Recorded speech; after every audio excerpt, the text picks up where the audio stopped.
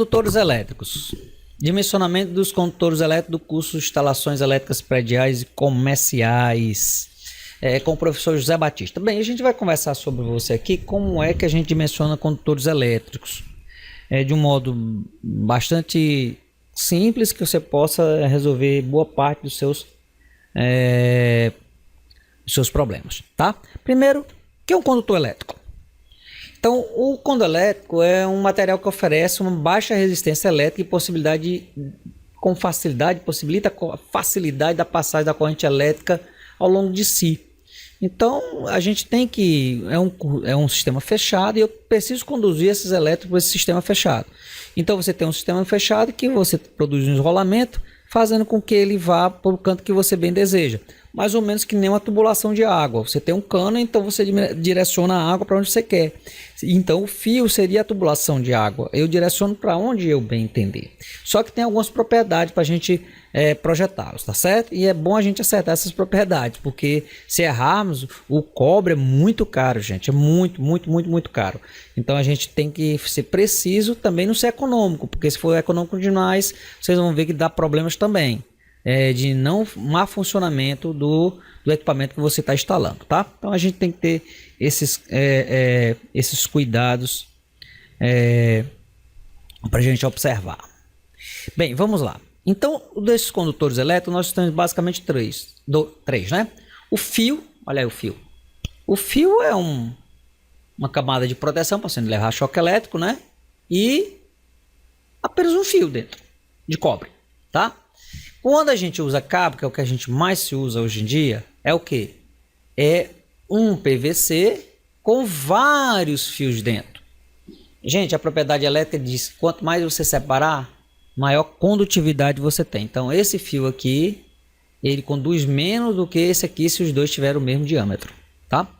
E o terceiro é o que a gente chama de condutor nu. Esse já não tem a parte externa de proteção, mas isso aqui não é usado para energia elétrica, a condução da energia elétrica como você tem nos seus equipamentos, não. Isso é para aterramento que a gente vai observar. Ou então, né, a situação de botar esses cabos aí sem ter isolação, então nos postes, na cabeação dos postes, a gente coloca esses elementos, né, nus, linha de transmissão, 13.8, baixa tensão. Muitas vezes não é cobre não, viu gente? É alumínio, tá? Mas a gente usa esses condutores nus nessa situação de que você não tem isolação. Então a isolação é o próprio ar e normalmente são elevados a certa altura. A não ser os de aterramento, que também são nus, mas ali não há teoricamente condução de corrente, só quando acontecer um evento. E ninguém vai ficar tocando nesses cabos, tá bom? Mas de qualquer forma, vamos lá. Então tem esses três modelos. Vamos analisar como é que isso funciona. Nós temos aqui num condutor, né? Num condutor, eu tenho uma cobertura que às vezes essa cobertura, sabe, pode ser o quê? Só uma cobertura mecânica. E aqui dentro, antes de chegar no condutor, tem uma camada de isolação e dentro aqui tem um condutor. Tipo assim, ó. Então aqui eu tenho uma camada de proteção, uma cobertura, eu tenho uma isolação e aqui eu tenho um condutor. Aqui também, ó, eu tenho uma camada de proteção, aqui eu tenho outra camada de proteção e aqui a camada de isolação e aqui eu tenho a camada de condutora. Mas esse aqui não tem. Esse aqui é só a camada de proteção, também é a camada protetora. Então, tanto a isolação como a proteção já estão aqui nesse só. Evidentemente que esses aqui são cabos mais caros, esse aqui é um cabo mais simples. É o cabo que é usado nas instalações elétricas, tá certo? Residenciais e comerciais. Não falando comerciais de transformadores, alta tensão, nada disso. Estou falando só na parte de instalações, de tomadas, né? Quadros, alimentação de quadros de pequeno porte, essas coisas todas, tá? Nos sistemas industriais não, a gente costuma usar tanto esse, como usar esse aqui. Então nós temos mais. Então basicamente nós temos o que? A estrutura de cobertura, que é de proteção mecânica, né? Nós temos a isolação elétrica mesmo, para deixar os elétrons saírem daqui. E finalmente nós temos aí a parte condutora, tá? É bom lembrar que esse condutor aqui de baixa tensão, nós temos ele com 750 volts e com 1000 volts de isolação. Qual é a diferença? O de 1000 volts de isolação é uma parte mais grossa. A gente usa normalmente quando você vai notar que você vai puxar o cabo, ele vai rasgar. Como ele é mais grosso, tá certo? Aí é melhor você comprar ele. Mas normalmente nas instalações que não tem curvas muito, se projetou direitinho, então colocou caixinha de passagem, aquele negócio todo, e você não vai puxar com muita força, aí realmente aí recomenda aí usar o nosso condutor de 750 volts, tá? Agora, se for passar em ambientes que tem um pouco mais agressividade em termos de água, ou então realmente vai rasgar o fio, aí a gente usa uns 1000 volts, tá bom? Aqui vários cabos, ó, cabo NUS que eu tô falando, esse aqui, ó, que está nas linhas de transmissão, esse daqui também, aqui é a alma de aço, tá? Aqui é uma alma de aço, esse aqui é aço puro, porque o alumínio, só se for de uma torre de transmissão entre um e outro, ele não tem tração, sabe? É bem capaz de ele, com aquecimento, ele partir. Então a gente usa para segurá-lo o que? Para segurar a gente usa um cabo de aço e em torno dele é que a gente usa a condução. Tá certo? Por quê? Porque o alumínio é mais barato do que o cobre. Mas de qualquer forma, a gente tem esse comportamento de cobre nu. Ó, tem esse daqui, ó. Tá vendo? Ó, esse aqui é direto, ó, isolação e cobertura mecânica, né? Que é para mecânica, eu tô falando, a pessoa pisar, passar um carro em cima, OK? Aqui nós temos a de alta tensão, ó. Alta tensão aqui já tem várias, né, situações de isolação. E aqui uns sistemas que a gente chama, conhecido com essa cobertura, que a gente chama de KPP, sabe? Esse KPP é uma cobertura que a gente usa muito quando vai passar água. Você vai passar água, ou então até fica bonitinho na instalação você levar ele, né? Levá-lo, tá OK? Na instalação. Então você pode ter essa cobertura aqui de proteção, mas óbvio, passou em água, alguma coisa assim, use ele. Ele tem essa cobertura de proteção e ainda tem a cobertura de isolação também e proteção também aqui dentro, tá certo, dessas vias. Então tem quantas vias você quiser. Tem de 3 vias, 4 vias, 5 vias, 6 vias, basta você querer o que é que você vai alimentar. A gente chama isso normalmente de KPP. Triex Tecnologia apresenta o Yes Break Security, relé de tensão escalonado, simplesmente chamado por Yes Break, que protege seus equipamentos eletroeletrônicos das oscilações de energia da rede elétrica, atenuando suas queimas, quando acontecer elevação e diminuição de tensão rápida em milissegundo ou lenta em segundo, desligando os aparelhos e religando automaticamente, após 10 segundos, quando as condições de energia voltarem ao normal. Estamos falando do quê? Estamos falando de um pico de energia. A rede elétrica vem e de repente dá um pico de energia. Esses picos de energia podem danificar as cargas elétricas especiais. Atualmente estamos protegendo no-breaks monofásicos e trifásicos, inversores de sistemas solares, televisões, computador, equipamento médico, equipamentos laboratório, odontológico, cama frigorífica, equipamentos especiais eletroeletrônicos, instrumentos musicais. De qualquer forma, os equipamentos sensíveis, o nosso equipamento, o Yes Break, pode sim atenuar suas queimas dos picos de energia, das oscilações de energia da rede elétrica. Você sabia que as variações de tensão de curta duração é o que conhecemos como pico de energia? E isso é 80% das falhas que ocasionam a queima dos equipamentos, a queima nas cargas elétricas especiais? Por isso, observem que o nosso equipamento possui laudo técnico público e protege de subtensão e sobretensão, tecnicamente falando, na ordem de segundos, SAG-SWEL, que é subtensão e sobretensão também na ordem de milissegundos, apagão, blackout, trem de religamento, retorno de energia, falta de fase, tudo isso o nosso relé possui. Temos os modelos Yes Break Security, o modelo de filtro de 10 amperes, na qual possui 4 tomadas, o modelo de 20 amperes com uma tomada. Estas são as suas formas de ligação. Aqui estamos protegendo um no-break de 4 kW. Sim, no-break também precisa ser protegido. No-break não é equipamento de proteção. Nós temos aqui o modelo monofásico, protegendo um sistema de inversor de energia solar de 2 kW. Também possuímos o modelo de sistema trifásico, protegendo aqui, como esse exemplo, um no-break trifásico. Caso saia da nossa empresa com as seguintes recomendações: o QEPAC Security, possuindo um disjuntor, DPS e S-brake, ou seja, contra curto-circuito, contra raios e contra picos de energia. Nossa empresa trabalha com QPAC Security para proteger seus equipamentos o máximo possível. Proteja-os antes que seja tarde demais. Procure a Trex Tecnologia e utilize a tecnologia S-brake Security. Tá? Dois tipos mais comuns de PVC que eu falei, são 750 volts e até 1 kV, 1000 volts a isolação dos nossos cabos aí de baixa tensão, esses que estão nas tomadas, tá ok? Dentro da residência, nas paredes, é que a gente usa essa isolação, tá? Bem, deixa eu dizer uma coisa para vocês. Existem cabos elétricos flexíveis, que os fios são mais finos. O que é isso? Quando você pegar um cabo e você virar ele, você vai notar que alguns cabos eles são um pouquinho mais duros e outros são mais moles. E aí e todos são do mesmo bitola, vamos supor, 2,5 milímetros. Aí você pergunta, por que um é mais mole e o outro é mais duro? Gente, tem a ver com o número de fios. Tem gente que trabalha com 19 fios, tem gente que trabalha com 37 fios. Então, o que é que eu estou falando com isso a você? Eu estou falando que quanto maior o número de fios, mais mole ele se torna e também mais caro, tá certo?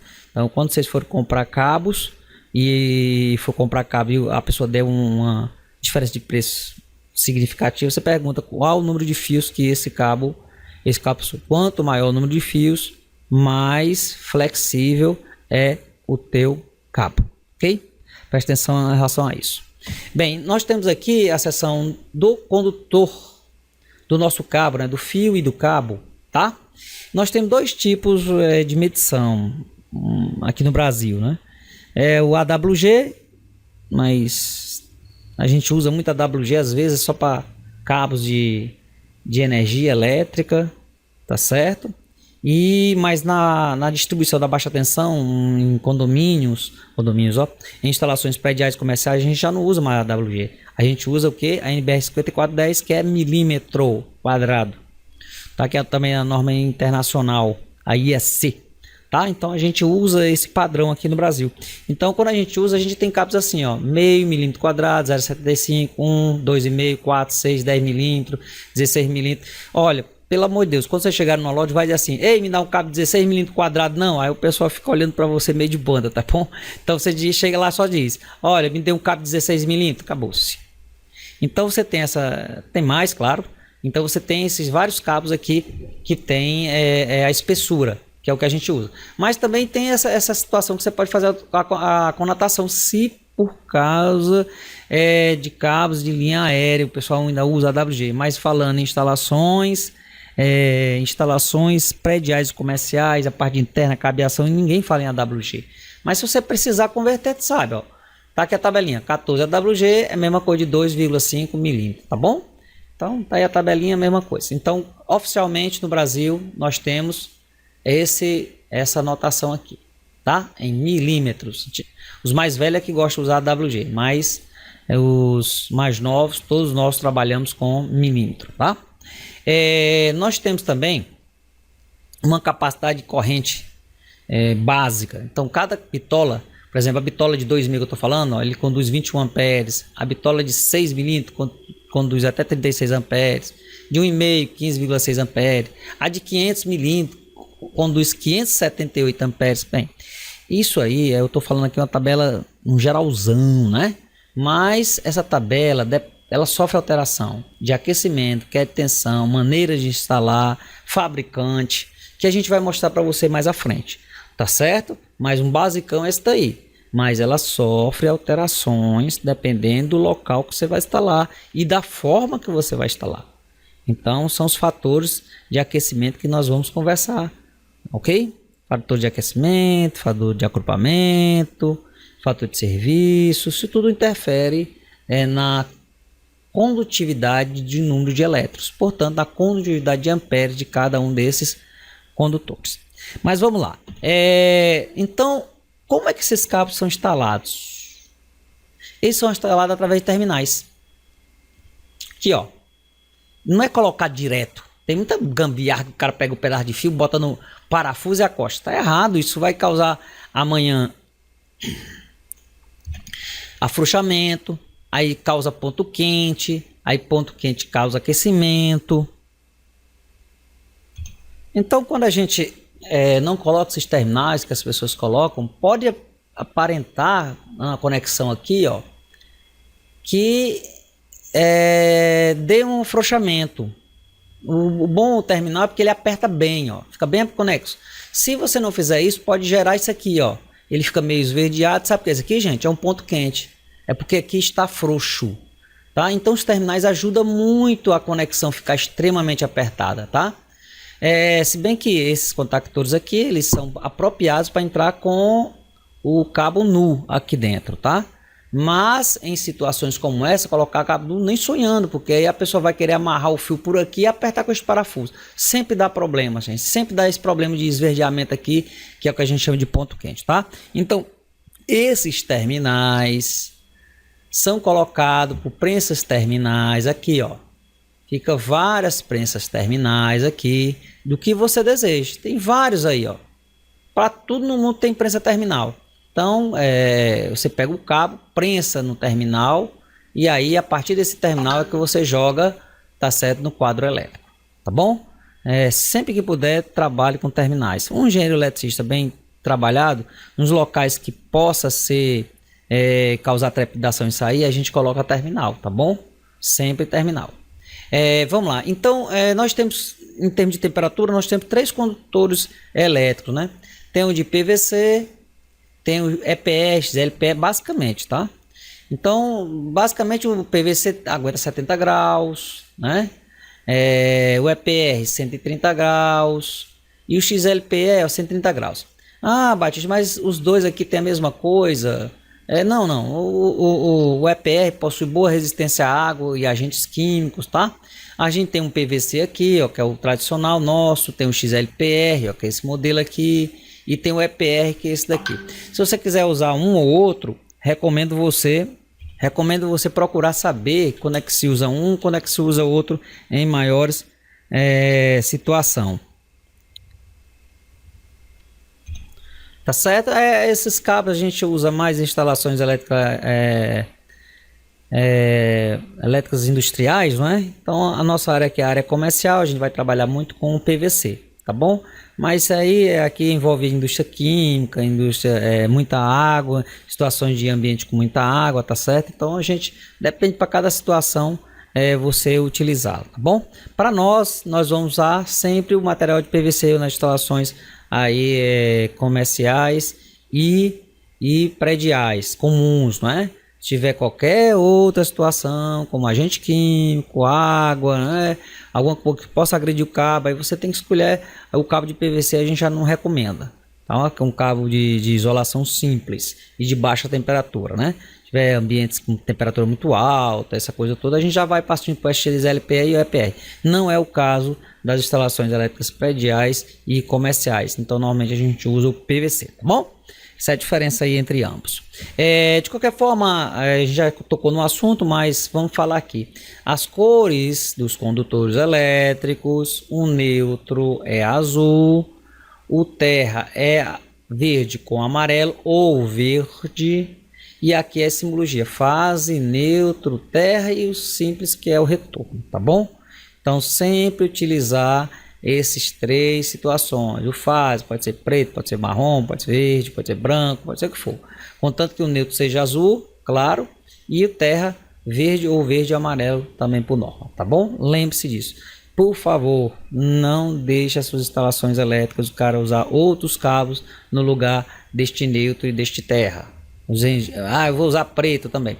Agora, cuidado que às vezes é meio complicado, porque as instalações elétricas de alta tensão, achar um condutor azul, só azul, cabos de 240 milímetros, é mais complicado você achar no mercado.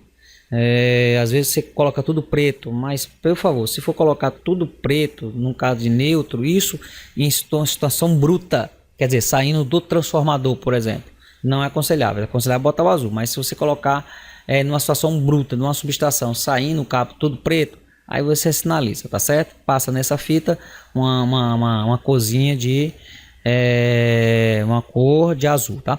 Mas é inadmissível na tomada, inadmissível num quadro elétrico, tá certo? Que tem um barramento de neutro, barramento de terra, aí ter um condutor de uma cor tudo preto, não. A gente pode até usar a questão em sistemas brutos, né? Saindo de um transformador até chegando num quadro geral.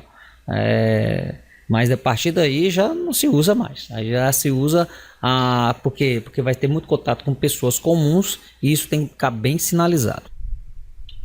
Bem, para o dimensionamento dos condutores elétricos, nós vamos seguir 3 critérios: seção mínima, norma, máxima, corrente, na verdade devido ao aquecimento, e o princípio de queda de tensão. Então a sequência de cálculo é essa, tá certo? Mas devo o cabo passar por esses 3 critérios aqui que nós vamos conversar. Vamos lá.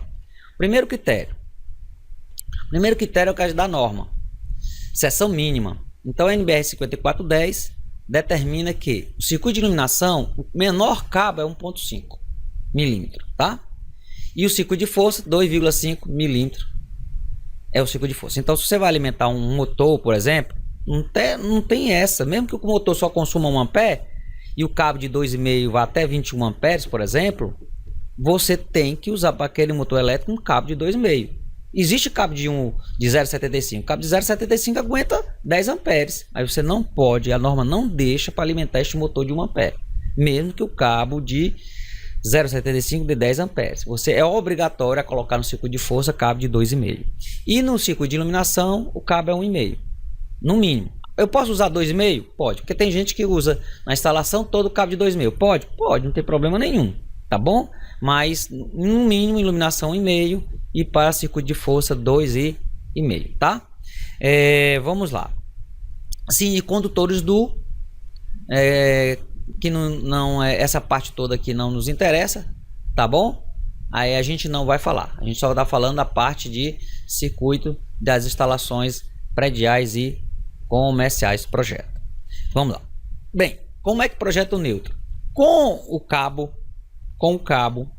de fase determinado, ou seja, você chegou aqui, aí viu um cabo de 4 milímetros, cabo de 10 milímetros, cabo de 16, 35, 70, um cabo desse que você dimensionou, tá certo?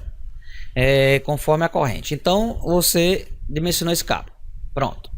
Com base nesse cabo, você vai achar o cabo de neutro e o cabo de terra. Então como é que faz? Se tiver uma área menor do que 25 milímetros, o cabo de fase deu menor que 25 milímetros, então será igual ao cabo de neutro. Então normalmente numa casa, por exemplo, no máximo que chegue dentro da casa é um cabo de 6 milímetros. Isso numa casa convencional. Não estou falando uma casa que tem 400 metros quadrados, 500 metros quadrados, que o cabo que chega lá é um cabo de 75 milímetros ou alguma coisa desse tipo, tá bom? Então, se tiver uma casa aí de 6 milímetros, o cabo de fase, então o cabo de neutro também vai ser 6 milímetros. Por quê? Porque até 25 milímetros você usa o mesmo tamanho do cabo de fase. Agora, se for de 70 milímetros, como eu acabei de falar, o cabo de neutro vira o quê? 35 milímetros. Se for 120 milímetros, o cabo de neutro é o quê? 70 milímetros, tá certo? E o cabo de terra segue o mesmo padrão. É uma equaçãozinha, mas eu deixei aqui já bem mastigado para vocês. Então, o cabo de 1,5 é 1,5, o cabo de 2,5 é 2,5, de 4 é 4, o de 6 é 6, e assim vai. Agora, o cabo de 25 já é 16 milímetros. Se o cabo de fase for 6 milímetros, 16 milímetros. Aliás, se o cabo de fase for 25 milímetros, o cabo de terra será 16 milímetros. Então, é simples você fazer essa associação, tá bom? Bem, mas quando nós temos um outro probleminha na especificação do neutro, que chama a atenção, que está dando muitos problemas aí com relação, tá certo? A especificação do neutro quando tem o que chamamos de harmônicos. Então vamos ver o que a gente chama esse negócio de harmônicos. Você tem aqui, ó. Você tem uma forma de onda que deveria ser assim, ó, perfeitamente senoidal. Mas quando você tem aparelhos eletrônicos como o LED, por exemplo, lâmpadas de LED que eu falo na área comercial, tá certo? Inversores, sistemas solares, ou então inversores de sistemas industriais, que é usado para motor, né? Sistemas eletrônicos de um modo geral, no break. Isso tudo faz a forma de onda deixar de ser senoidal para ficar deformada. E aí, Fortescue, tá certo? Criou um modelo matemático e disse que a onda, essa que você está vendo aqui, ó, quadrada, quer dizer, uma onda com harmônicos, é a composição de outras ondas em diversas frequências, não é? No caso aqui, o LED ele costuma soltar a terceira harmônica. Então, eu tenho uma frequência fundamental que é essa nossa 60 Hz e surge uma outra de 180 Hz. A gente diz que 3 vezes a frequência fundamental. Se a fundamental é 60 Hz, então terceira harmônica 3 vezes 60 Hz, então tem uma frequência de 180 Hz, tá? Então, isso aqui, o somatório agora das correntes que produz com o harmônico, a corrente sobe. Então, essa nova corrente é dada por isso aqui, ó.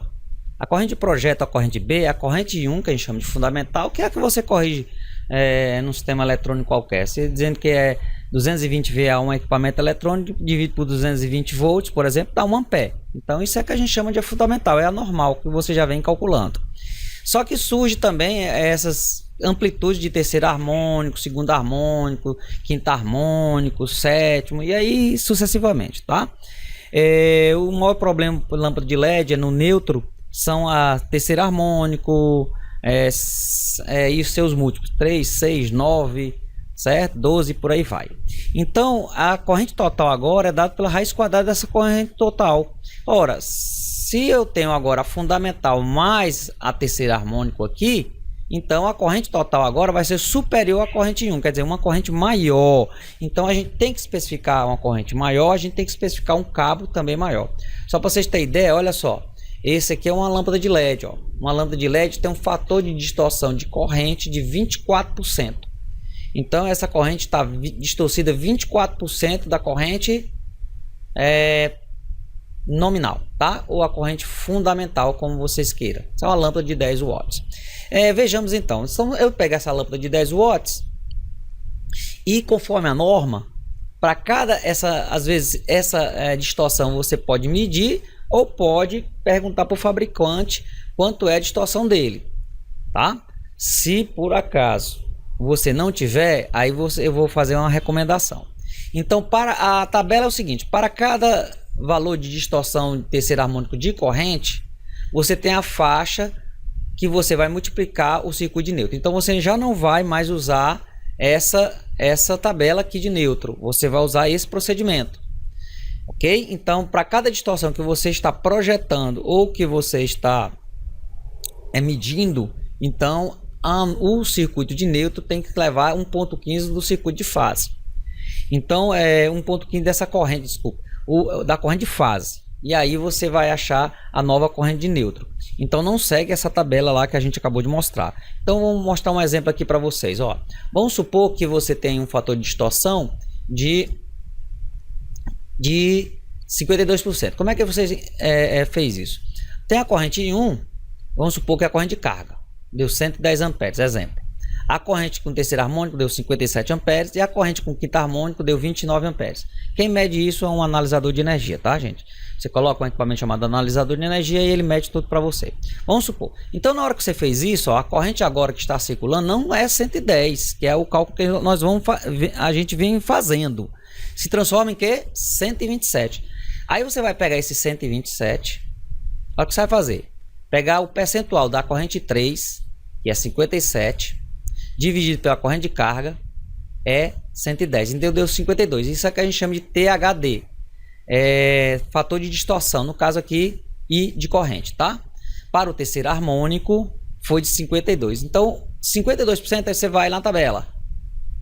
Chegou na tabela, mandou a norma multiplicar por 1.45. 54,10, né? A norma. Então, 1.45 vezes essa corrente que você achou aqui, dá o que? 184 amperes. Pronto, a partir de agora é que você vai atrás do cabo que aguente 184 amperes. Não segue aquela tabela de neutro que nós acabamos de mostrar. Batista, isso eu não tenho medição nenhuma, eu não estou fazendo medição, eu estou achando que o cara vai botar uma lâmpada de LED ruim lá, o que você faz? Aí use o pior da tabela, que é essa aqui, ó, 1.73. É a recomendação. Se você não tem ideia de nada, das cargas que vão ser colocadas lá, use 1.73. Se você acha que vai colocar no local que tem LED, aí tu já sabe que pode usar alguma coisa em torno de 50% aqui a distorção do LED, tá? Sem nenhum problema. E aí é um pior caso. Mas se você não souber quem é que vai colocar lá, aí use para a especificação do neutro 1.73, tá bom? Bem, de qualquer forma, como são os métodos de instalações dos condutores? Existem vários métodos de você ajeitar os condutores e eles alteram a sua capacidade de corrente, tá?